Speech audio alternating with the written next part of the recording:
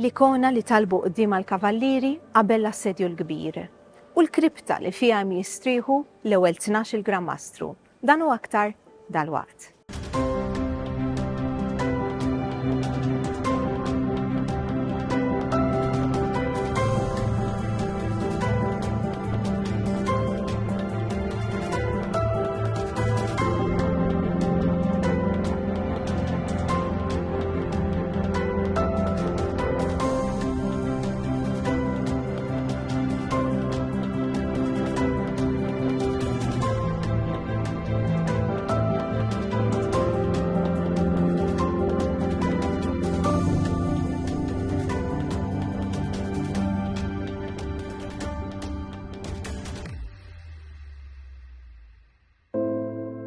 Ninsabu għal darboħra taħt in-navi tal-Konkatedral, iżda fl-episodju tal-lum se jkollna l-opportunità illi ninżlu ħafna aktar l-isfel taħt in-navi, fil-fatt se nżuru il-kripta tal-Grammastri li tinsab imħaffra propju hawn taħt. Però qabel ejjew miegħi ħanżuru kappella importanti ħafna li tinsab fuq il-lemin tal-artal, magħrufa bħala il-Kappella tas-Sagrament.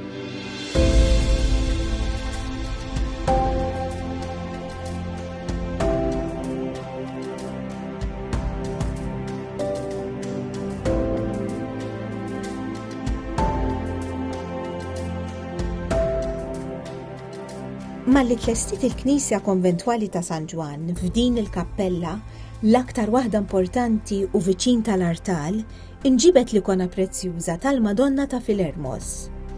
Mhijiex din l-ikona li naraw hawn illum, imma kienet ikona oħra li jingħad li kienet pitret minn San Luqa. Tant kienet ikona importanti li kienet fost il-ftit affarijiet li l-aħħar Grammastru ta' Malta ħamihom meta l-ordni ġie mkeċċi minn Malta. Kienet l-iżjed ħaġa prezzjuża illi kellhom il-kavallieri. Kienet meqjuma Malta fl-iżjed kappella rikka għanja li kien hemm f'San Ġwan. Meta l-kavallieri waslu Rodi fil-bidu tas-seklu 14, il-Madonna ta' Filermos diġà kienet meqjuma hemmhekk propju fi knisja żgħira fuq il-muntanja Filerimos li tagħti l-isem lill-ikona. It-tradizzjoni kienet tajt li din l-ikona kienet waħda mill-ftit li ħelsitha mill-ikonoklażmu tas-seklu 8. Dan kien perjodu meta kienet ġiet ordnata il-qerda ta' kull ġbija jew ikona reliġjuża. Fl-1480 il-Grammastru Pierre d'Aubusson mexxa lill-ordni waqt l-assedju ta' Rodi kontra l-Ottomani. Kienu taħt vantaġġ kbir il-forza Ottomana illi attakkat Rodi kienet ferm ikbar. Pierre d'Aubusson ġab l-ikona ta' Madonna ta' Filermo fil-belt ta' Rodi biex tkun iżjed protetta u kien jemmen b'saħħtu bit-sinċità kollha li il-kavallieri irnexxielhom jirpu l-assedju ta' Rodi bl-intervent tal-Madonna ta' Filermo li beda jsejħilha issa il-Madonna tal-Vittorja. Kienet ikona pjuttost kbira, kienet 141 centimeters times 118 centimeters pittura illi kienet kbira mhux ħażin. Illum il-pittura l-ikona li hemm ċetejni hija 44 times 36 centimeters. Jifi araw id-differenza kemm hija kbir il-qisin oriġinali tagħha u l-qisin tagħha illum. Kif se nisimgħu l-istorja ta' din l-ikona hija waħda mqalba. Matul il-vjaġġi mal-kavallieri tgħaddi minn ħafna avventuri u disgrazzi li waslu biex parti żgħira biss minn din l-ikona oriġinali salvat sal-ġurnata tal-lum.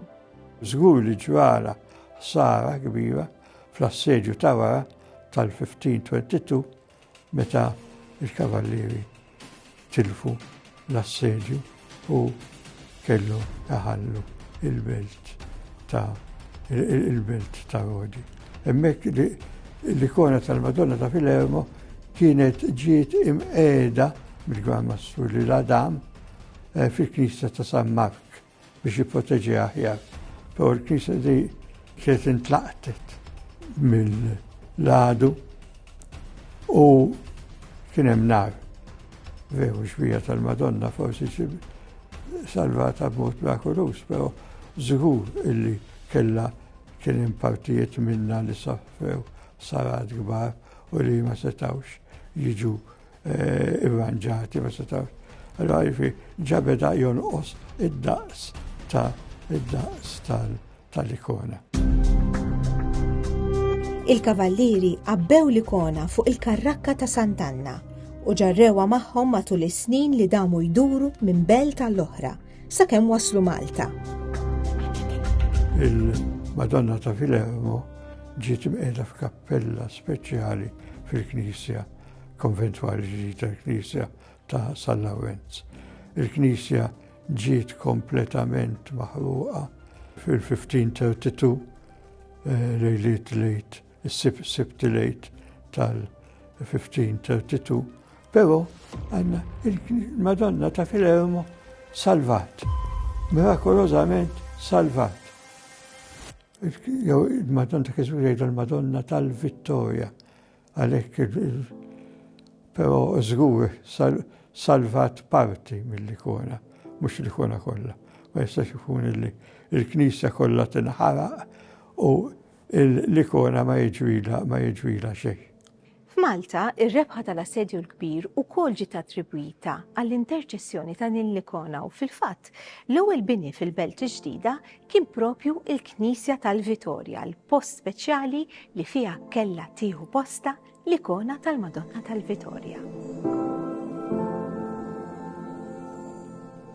U għandna ħjiel li damet fil-Knisja tal-Vittoria sakemm imbena San Ġwan u tqedet mbagħad fil-kappella speċjali f'San Ġwan. Għandna deskrizzjoni importanti ħafna minn akwarell li kien ordna li jsir Fabio Chigi. Fabio Chigi li kien delegat apostoliku u inkwizitur Malta li huwa mbagħad tlaq minn Malta laħaq il-Papa. U dan l-akwarell huwa interessanti ħafna. Ju il-Madonna bidea qegħdin alzati fi Madonna orante u n-naħa ta' fuq tal-akwarell hemm il-figura ta' Kristu. Jiġifieri il-Madonna qed tinterċedi għal Kristu.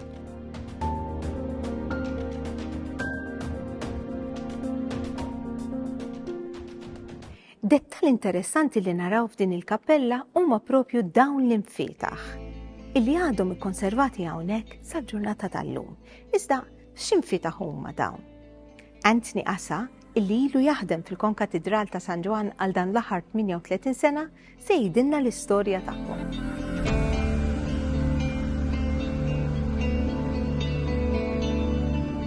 Meta l-kavallieri jagħmlu xi rebħiet dejjem kienu jirringrazzjaw lil Alla permezz tal-Madonna ta' Filermo u kienu jiġu fil-kappella tagħha fil-Knisja Konventwali tal-Ordni u jippreżentaw l-ex voti fosthom insibu dawn iċ-ċwievet. Għal rebħiet illi għamlu il-kavallieri ta' San Ġwan f'diversi fortizzi. Fil-fatt insibu hemm il-fortizza ta' Pasava, ta' Maumetta, Hamamet, Lepanto u Patras. Dawn kienu intrebħu mill-kavallieri ta' San Ġwan meta kienu naturalment qegħdin f'Malta u b'ringrazzjament allura ġew ippreżentati bħala ex voti lil Madonna ta' Filermo u ġew ippreżentati mill-Gran Mastru Alof de Wynjakourt fis-snin 1601, 1602 u 1603.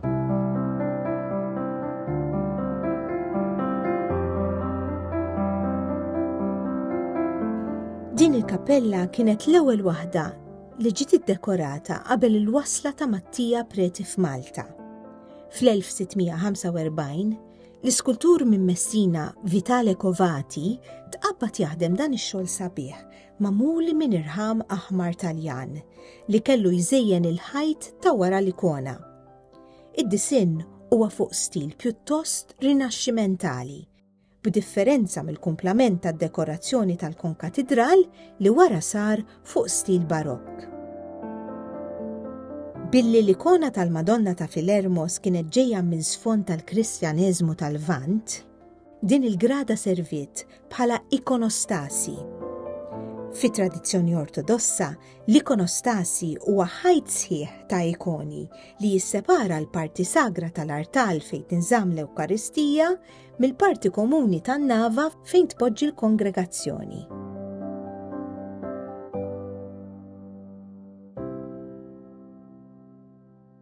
Insibu dan il-kanċell illi ġie magħmul fis-sena 1752 u ġie imħallas minn żewġ kavallieri, Fra Guillem de Sal u Fra Francesco Rovero de Guanera. Daw kienu il-benefatturi ta' dan il-kanċell.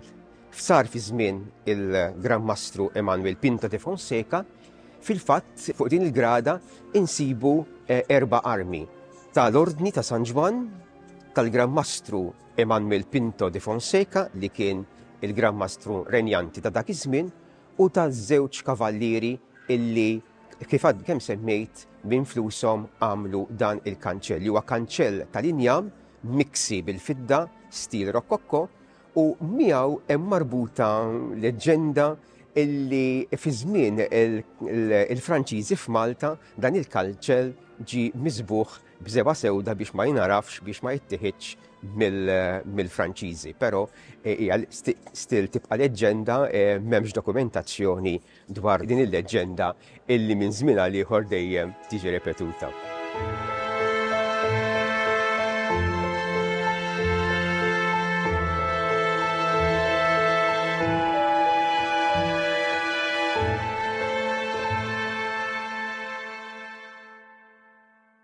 Lura għall-istorja tal-ikona tal-Madonna ta' Filermos, għax baqa' ħafna. X'ġara, kif sabet ruħha f'dan l-istat illi fadal biss il-wiċċ tal-Madonna. Kien hemm il-Madonna kellha fuqha lamina l-wiża tal-fidda, kienet missamra fiha. F'1798 meta il-truppi Franċiżi għamlu s-sakkeċ ta' l-affarijiet importanti, affarijiet prezzjużi ta' depu ta' fidda illi kienu f'San Ġwan aktar xiddi ċartu biex neħħu wiża tal-Madonna għalawha b'mod illi kienet ġa fraġli jifieri saret kull ma baqa kien il-wiċċ tal-Madonna. Mat-tluq tal-kavallieri minn Malta, il-Madonna ta' Filermos tibda sensiela ta' vjaġġi oħra. Storja ma titwemminx, qisha minn xi film, traċedja wara l-oħra. Iżda l-ikona dejjem is-salva. Salvat mir-Rivoluzzjoni Russa u miż-żewġ gwerer dinjin u llum tinsab f'Mużew tal-Arti fil-Maċedonja. Meta l-kappella sfat mingħajr ikona, ġie deċiż li titpoġġa hawnhekk ikona oħra li sa ftit qabel kellha posta fil-Kappella tal-Italja. Din l-ikona, il-Madonna ta' Karaffa, għadna nistgħu narawha hawn sal-lum.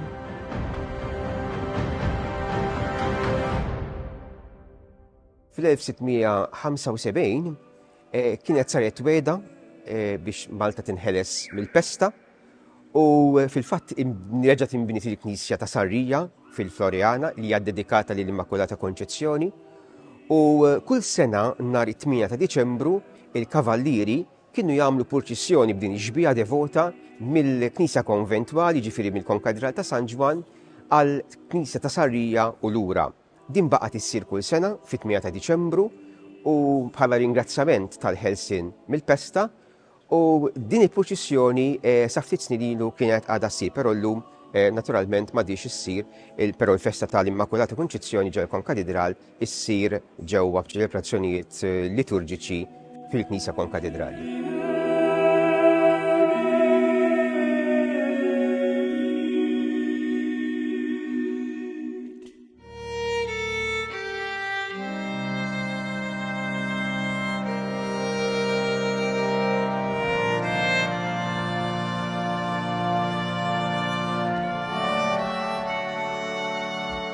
Smajna kif l-ikona tal-Madonna ta' Filermos kienet inġibet f'Malta mill-ewwel Grammastru li wasal hawn, il-Grammastru Lilladam. Il-Grammastru Lilladam mit 4 snin wara li wasal hawnhekk u llum jinsab mistrieħ fi slim fil-kripta tal-Grammastri.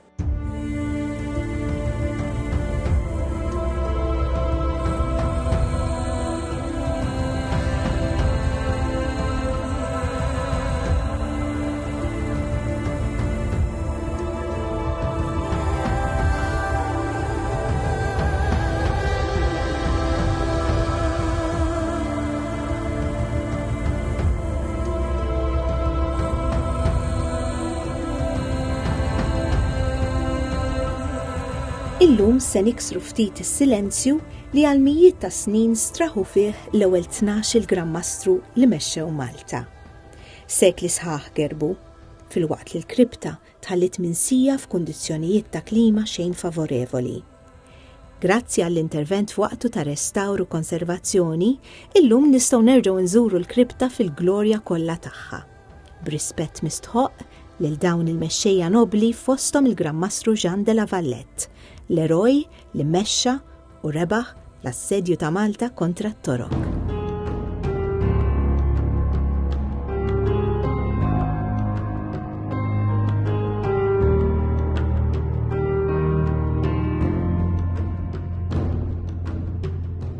Ninsabu fuq l-artar maġġuri tal-Konkatedral ta' San Ġwan u propju taħtna għaw il-kripta tal-Grammastri biex insiru nafu aktar dwar dan il-post illi l-pubbliku ma jistax jidħol fih imma jista' jaraħ minn barra, se nitkellmu mal-kuratur Cynthia De Giorgio. X'inhi din il-kripta tal-Grammastri?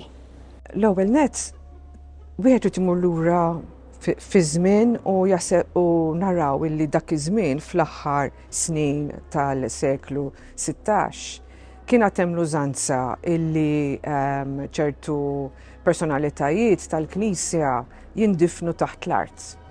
Issa l-Grammastri kienu reliġjużi u kienet ordni reliġjuża. Allura meta bdew jibnu il-konkatedral, il-Knisja konventwali tagħhom għax hekk kienet dak iż-żmien, ħasbu biex jagħmlu kripta biex il-Grammastri jkunu jistgħu jindifnu fiha. Probabbli tħaffret f'dak iż-żmien ukoll meta kienet qiegħda timbena. L-iktar Grammastri importanti mitfunin hemmhekk tal-ordni, il-Grammastru Lilladam li ġab l-ordni Malta fl-1530. Hemm l-eroj tal-assedju l-kbir, Jean de Valette, u l-akkassier li kien bena il-Knisja mill-fondi tiegħu stess. U hemm ukoll All of the Winjakur li kien ġab il-Caravaggio Malta, ġifieri għandek l-ikbar personalitajiet kbar tal-ordni. Nafu li kien hemm iktar Grammastri però. Iva, hemm 11 Grammastru mitfunin hemmhekk. Sewwa, u hemm Grammastri oħra li mhumiex qegħdin hemm mhux hekk. Żgur għax mbagħad l-użanza inbidlet. L-ewwel il-kripta mbagħad intliet, ma tantx kien hemm post biex jindifnu iktar Grammastri. Infatti l-aħħar tlieta mhumiex ġo sarkofagu imma qegħdin mitfunin fl-art taħt lapida. Mbagħad daħal il-barokk, l-arti barokka, u l-arti barokka kienet iktar demonstrative, iktar flamboyant, iktar tritturi, ċertu theatrical elements u hekka. Allura bdew jindifnu fil-monumenti skont il-kappella tal-lingwa li kienu jiġu minnhom. Però l-ewwel sena xorta kienu jindifnu fil-kripta għax kien hemm indulġenzi speċjali. Mbagħad wara sena l-fdalijiet kienu jinġabru u jkun hemm ċerimonja oħra u jindifnu fil-monument. Fil-fatt din hija xi ħaġa li forsi tista' tinnota hawnhekk għak kuntrast ta' dak li għandna fuq ħafna debijiet, ħafna ornamenti sbieħ, il-kripta hija aktar sempliċi. ċertu termini, sabiħa għandha l-affreski, ma nistgħux ngħidu li hija mneżża. L-ewwel nett l-art hija ta' ġebla Maltija. Ġifieri m'hemmx irħam. Il-sarkofagi huma kollha mixqunin mill-ġebla Maltija u naħseb avolja il-kavalieri meta jridu jbidlu xi ħaġa kienu jbidluha. Ma kinux jqogħdu jgħidu għax cultural heritage kif illum hija differenti l-approach. Allura naħseb huma ħasbu li aħjar jħalluha b'dak l-istil. Infatti l-affreski huma tard huma tas-seklu 18. Kieku rridu setgħu jagħmlu xi ħaġa differenti, imma jidhru li rridu jżommu dak l-istil, jew forsi hekk kienu rrakkomandaw biex jagħmlu. Jiġifieri l-ewwel kien hemm is-sarkofagi u mbagħad ġew l-affreski. U mhix l-ewwel cycle di, kien hemm meta għamilna r-restawr, sibna li kien hemm xi żewġ cycles oħra. Għax il-kripta għandha ambjent li xejn mhu tajjeb għall-affresk, għax hemm ħafna umdità. Fil-fatt dik hija raġuni għalfejn ma jitlux. Allura dak iż-żmien ma kienx hemm il-kunċett ta' konservazzjoni, jekk jaqgħu saru korroħ u diżut li nerġgħu nagħmlu cycle ieħor.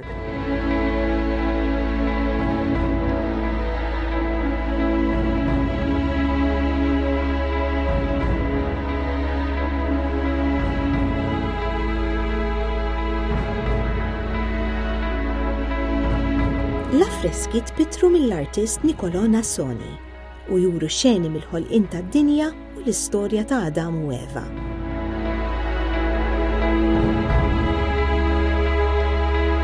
L-iskrizzjonijiet bil-Latin jirreferu għall-idea li t-tmiem jiddependi fuq il-bidu mingħajr distinzjoni bejn iż-żgħir u l-kbir.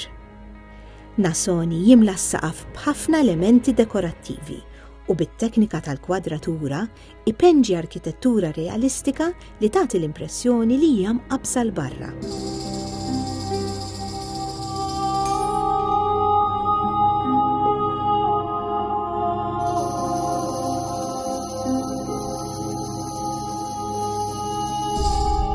L-affreski fihom infisshom jidhru qishom skultura ma jagħtuk dak l-effett 3D. L-ewwel net Nassoni kien biex ngħidlek kien kapaċi ħafna jgħidulu trompe play, the trick of the eye. Jiġifieri inti qed intik. Il-mod ta' kif kien jiddisinjhom. Qed intik dimensjoni li ma teżistix. Sewwa kif qed tgħid inti 3D.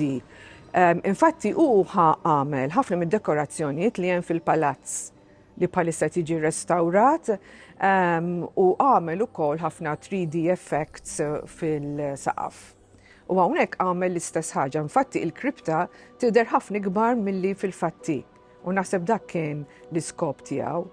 Il-palett li juża huwa inkredibbli kemm hu sabiħ, kuluri pastelli. M'hemmx kontrasti kbar imma fl-istess ħin. Le, u hemm ħafna anġli, ħafna skanetri ovvjament għax huma symbols tal-mewt.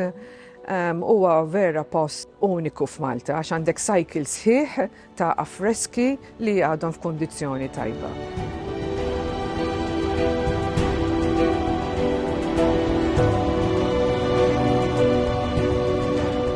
Il-Gramastru Jean de la Cassière li ħallas personalment minn butu biex timbena l-Knisja Konventwali tal-Ordni jinsab mitfun fil-kripta taħt arkata dekorata bl-anġli li jġorru l-mapep tal-Knisja u tal-kripta.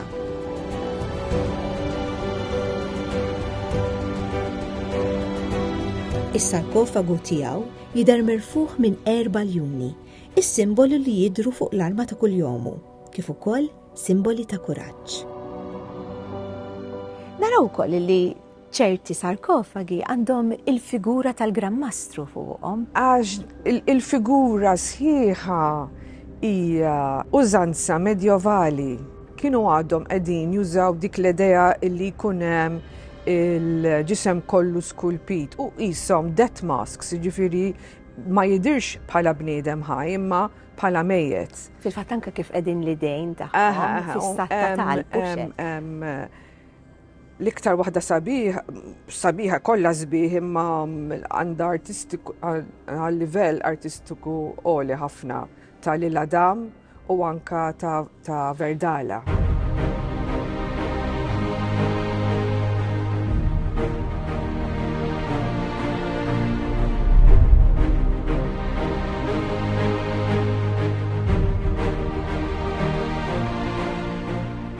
Il-Grammastru Jean de la Valette beda l-karriera tiegħu mal-Ordni ta' 20 sena.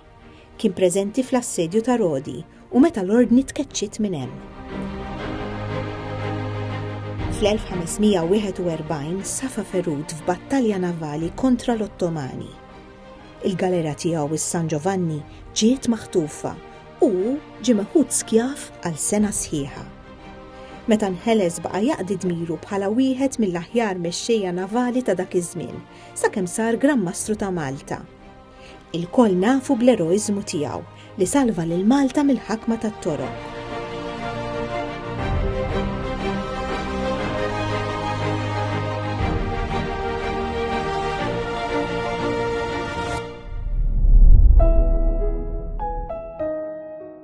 Il-ħabib u segretarju tiegħu, il-Kavallier Sir Oliver Starkey, kiteb hekk fuq l-ewwel qabar tiegħu fil-Knisja tal-Vitorja.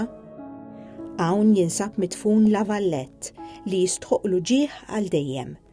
Fi żmienu huwa kien il-biża' tal-Asja u tal-Afrika u t-tarka tal-Ewropa, nejn huwa kkeċċa lil barbari bl-armi mqazza tiegħu.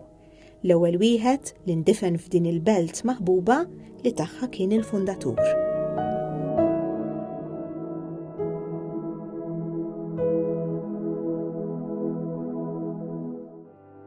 Dalwaqt se nkomplu nisimgħu aktar dettalji dwar il-kripta tal-Gran Mastri.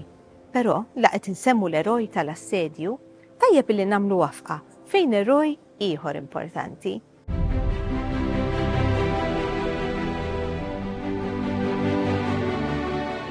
When it comes to heroism, we need to mention de Roble. Melchior de Roble, he was a Spanish person who came with the Piccolo Soccorso during the Great Siege, and he took charge of Fort St. Michael, that is the back part of Sanglia.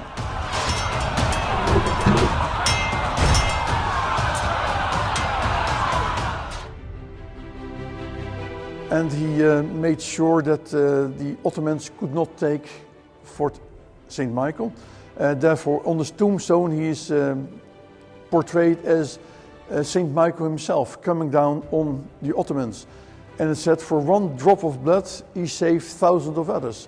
Now, what is this one drop of blood? One moment in the evening, he was inspecting the fortifications. He took off his helmet, and then a Turkish sniper got him. So he had a little red dot in his head. So one drop of blood for thousands of others.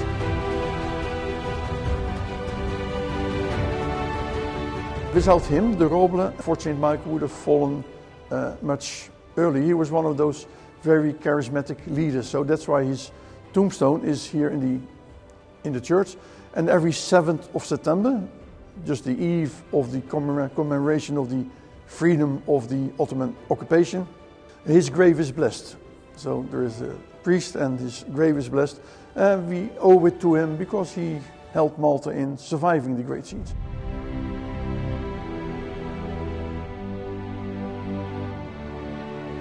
Now, when you are besieged, are you winning, or are you losing, or are you surviving?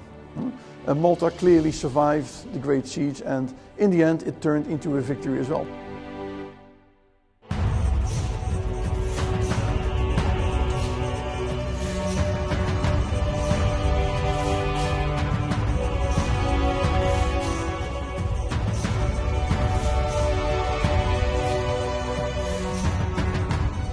Lura għall-kripta tal-Gran Mastri. Waqt li l-kuratur Cynthia De Giorgio kienet qed iddawarni mas-sarkofagi, ma stajtx ma nosservax dawn id-dettalji affaxxinanti imnaqxa fil-figuri tal-irħam, fosthom fl-ilbies u l-imħadda li jistriħ fuqha lill-Adam.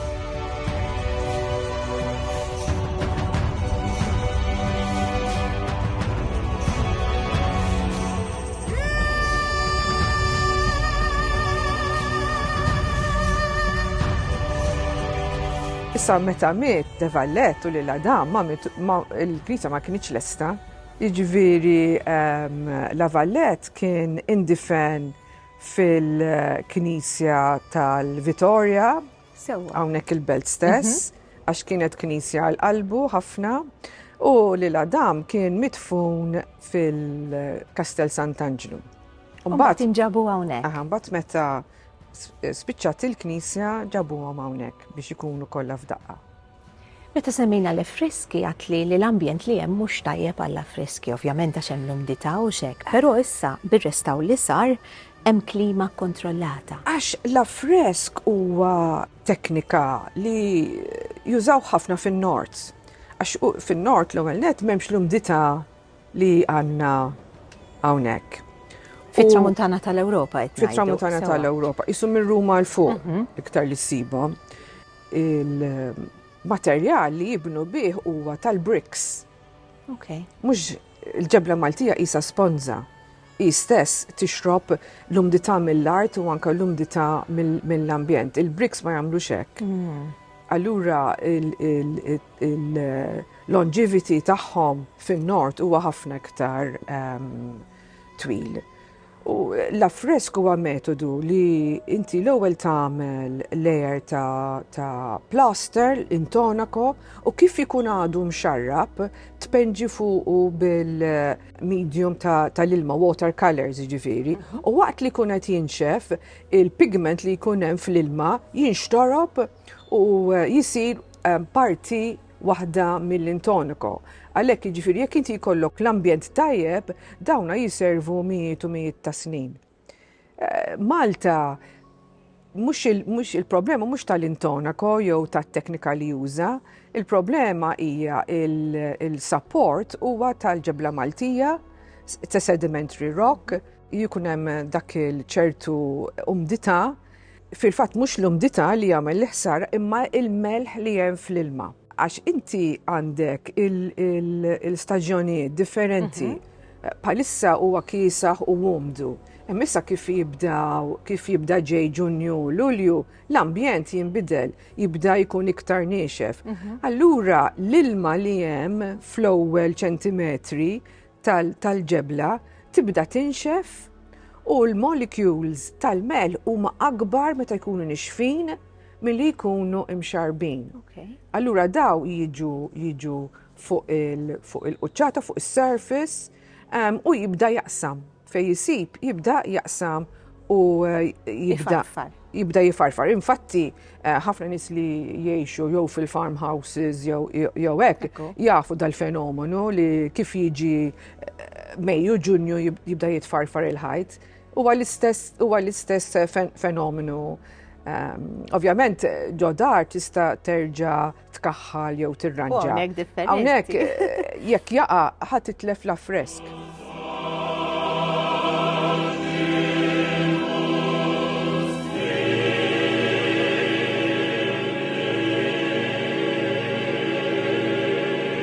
L-artal tal-kripta huwa dedikat lil kurċifiss imqaddes. Naraw il-figura ċentrali ta' Kristu msallab, bommu, San Ġwan u l-Madalena mdawrin imbikma mas-salib.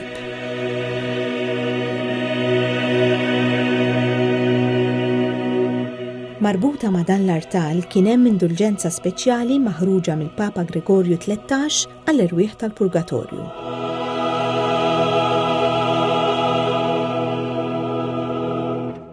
Ovvjament, l-ewwel ħaġa li kien hemm kellna nieħu dak is-saf oħxon li kien hemm ta' melħ. Għax kien hemm ħafna melħ li kienet jaħbi ħafna mill-pittura. Kien viżibbli. Żgur kien viżibbli. Infatti konna kontenti ħafna għax fil-fatt il-melħ tant kien oħxon li kienet jiżomm l-affresk f'postu. Jiġifieri b'naqra consolidation irnexxinna insalvaw parti kbira mill-affresk. Huwa sabiħ għax inti waqt li tkun qed taħdem tibda tara ċertu dettalji li ma kontx rajthom qabel. Issa il-challenge kienet kif ħanżommu il-klima tal-kripta stabbli. Għax inti wara li jsir ir-restaw. Għax inti importanti li dawk il-molecules tal-melħ tħallihom fil-ħajt u l-ambjent tagħhom ma jinbidilx. La jixxarbu ż-żejjed u laqas jinxfu ż-żejjed. U l-uniku metodu huwa li kellna nintroduċu environmental control system li qiegħed fuq il-bejt, jinżel dak it-tul kollu u biex ninstallaw kellna naqilgħu l-art. Dal-irħam li qed tara kollu nqala, ġie numbered wieħed wara l-ieħor ħalli meta nerġgħu inqeduh eżatt kif kien, għax hawnhekk kien hawn 4 oculi ngħidulhom. L-artal prinċipali. Twiqi fl-art.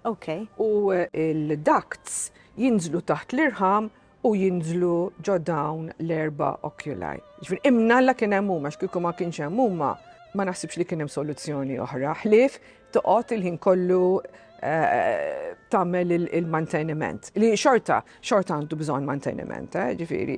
Issa biex il-viżitaturi jkun jista' għall-inqas igawdi xi ħaġa, għamilna ħġieġa, għamilna bib tal-ħġieġ li huwa tont li huwa double glazed ħalli żgur ma jkunx hemm transfer tal-atmosfera. U meta jinżel it-tarġ fl-audio guide jkun jista' jisma' spjegazzjoni ta' dak li qed jara. Fil-fatt il-kripta wieħed jista' jaċċessa billi jmur fuq in-naħa tax-xelluk tal-artal prinċipali hemm taraġġ fil-Kappella ta' Provence propju iniżlek għaliha u tara dan il-bib tal-ħġieġ. Sfortunatament biex iżomm l-ambjent stabbli ma jistgħux jidħlu nies fiha. Għax inti kif tidħol is-sħana tal-ġisem, il-water vapor li joħroġ meta titkellem, dawna jibdu jibidlu l-ambjent u il-kondizzjoni hija fraġli ħafna.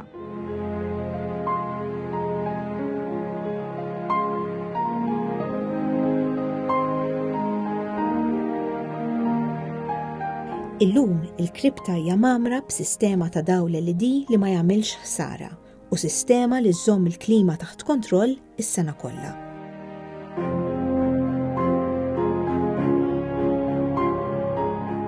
Allura issa inħallu il-Gran Mastri reqdin fil-kripta u l-kripta tibqa' kif inhi x'hekk. Mhux eżatt għax l-istorja tal-kavallieri għadha għaddejja. Ekku, imma tibqa' tintuża l-kripta? Is-sena l-oħra kien hawn Gran Mastru Malta, Gran Mastru Festing. Sfortunatament dan miet Malta. U l-ordni iddeċidiet illi jindifen fil-kripta mal-Gran Mastri l-oħrajn. U kien vera kważi ngħidlek avventura għax kien dejjem jgħidu illi Gran Mastru Ximenes kien midfun fil-kripta. Sewwa. Kif għatlek għax dejjem il-Gran Mastru kienu jagħmlu sena hemmhekk u kien l-uniku Gran Mastru li ma reġax inqala u għamlulu monument. Jiġifieri kważi ngħidlek da intesa dal-Gran Mastru u ma konniex nafu eżatt. Imbagħad meta ġejtu biex Però tagħmlu din? kelli xi idejat għax kien hemm xi drawings ta' Brogdorf u meta penġa il-kripta kiteb l-isem Ximenes, avolja llum m'għadix teżisti. Allura meta qlajna slab biex jindifen il-Gran Mastru Festing, għamilna investigazzjoni fil-qabar ta' Maġembu u sibna li hemm qabar u ġifieri hemm l-Adam. Ġifieri kważi nistgħu ngħidu illi għamilna skoperta inkredibbli għax issa nafu biċ-ċert illi l-Gran Mastru Ximenes kien baqa' hemm. U punt interessanti ħafna huwa illi dana xejn ma kien popolari mal-kavallieri u anka kien hemm il-rowwixta mal-qassisin u anka kien hemm xi qassisin li hu bagħthom il-forka. Peress li ma kienx popolari. Mattihom stort. Intesa u ħadd ma millu monument u baqa' fil-kripta. Min jaf x'għad iridu niskoplu iktar meta. Iva. Dejjem.